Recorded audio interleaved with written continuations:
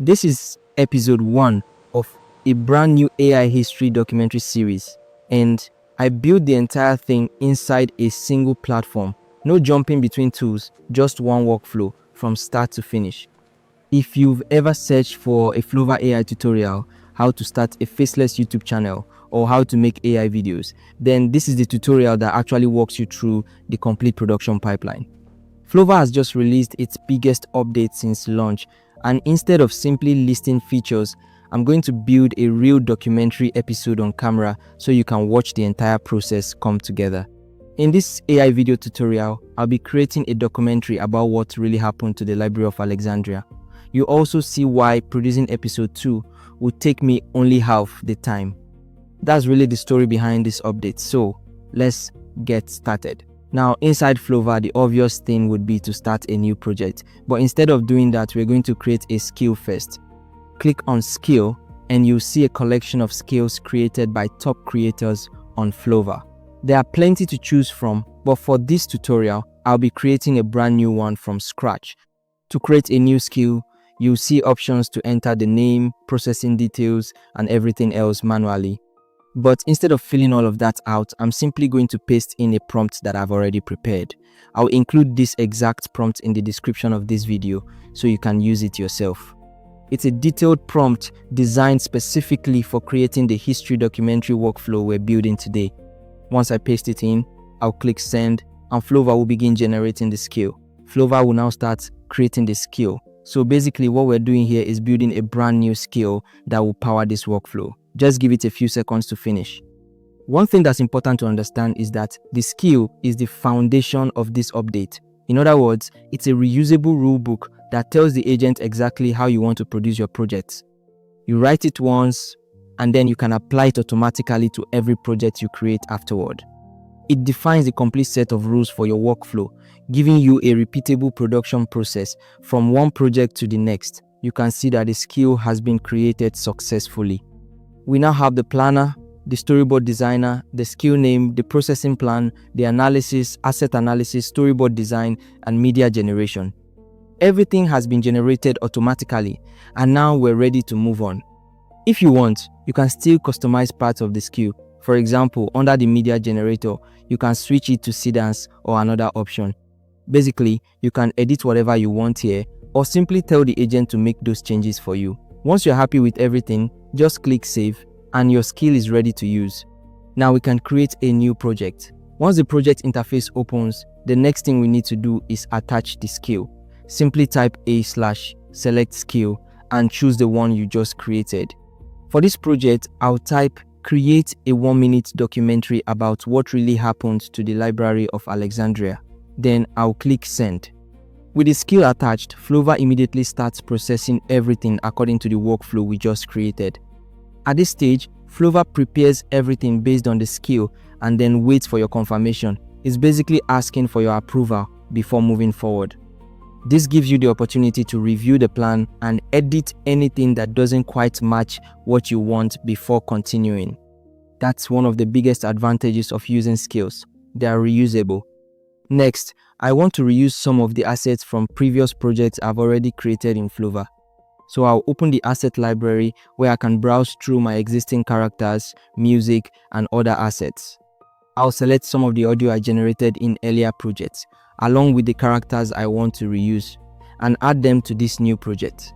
Basically, Flova allows you to reuse characters, music, and almost every asset you've already created, making it much easier to maintain consistency across different projects. Once I send everything over, Flova updates the project using those existing assets. These are the characters I want to use, along with the original music score, so they will now become part of this documentary workflow. After Flova finishes designing the story structure using the assets I uploaded and the storyboard is complete, the next step is to generate the reference images. So I'll simply click generate reference images and let it begin. Basically, we're generating reference images for the main characters and locations using the assets we already uploaded. In other words, Flova analyzes those existing images and uses them as references when creating the new characters for this project. Since those images came from previous projects, we are now reusing them here to keep everything consistent.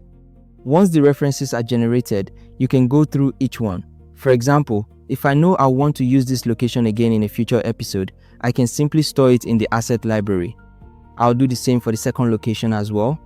The same applies to the characters. You can see that Flova is using the face of the original character I uploaded and generating a new version based on that reference. I'll also save that to the asset library. The female lead works the same way, so once everything looks good, we're ready for the next stage. Another thing that's worth mentioning is the docs tab. This contains all the documents used for the project. We have the video specification document, which includes the visual style that keeps all the shots consistent, and we also have the skill document with everything we've created.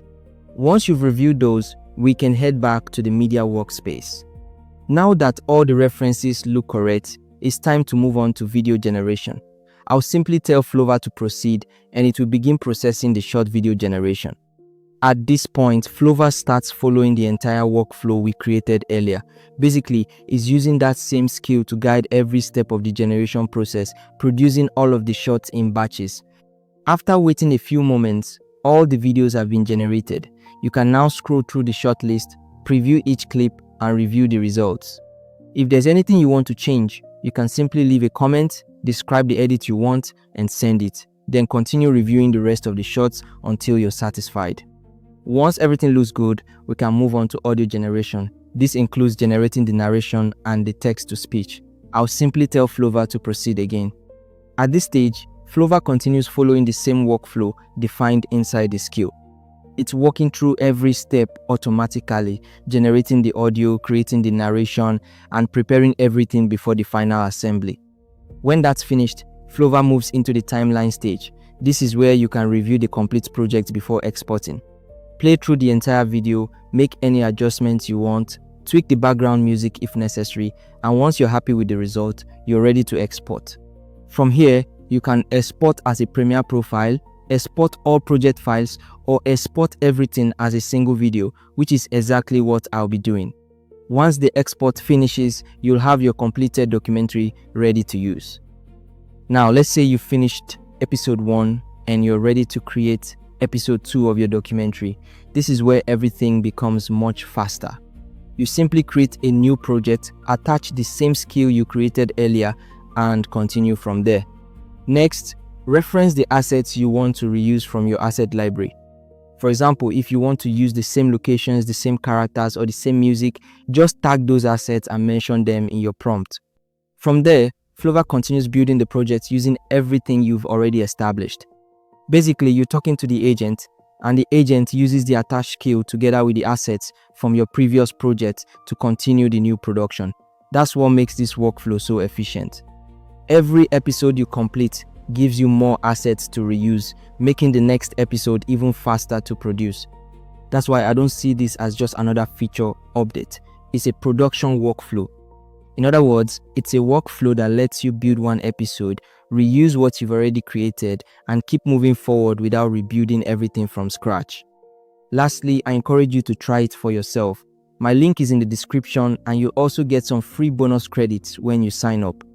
Remember, the first episode is always the hardest because that's where you're creating your reusable skill and building your asset library. After that, every new episode benefits from everything you've already created. Comment below and let me know which documentary series you start first. The best idea will get pinned. Also, subscribe because I'll be showing you more Flova AI tutorial workflows, more AI filmmaking workflows, and more ways to build AI videos that can run with even less manual input. You won't want to miss where this series goes next. Thanks for watching, and as always, light out.